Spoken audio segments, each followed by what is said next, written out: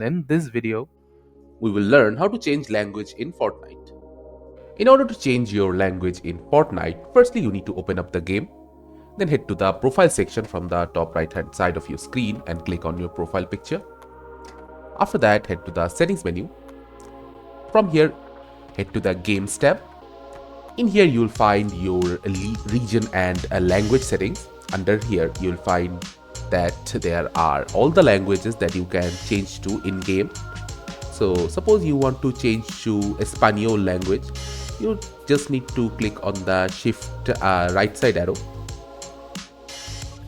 then click on the Espanol, then hit apply and OK. Now as you can see, all my languages has been changed to Espanol and I can play the game how I please.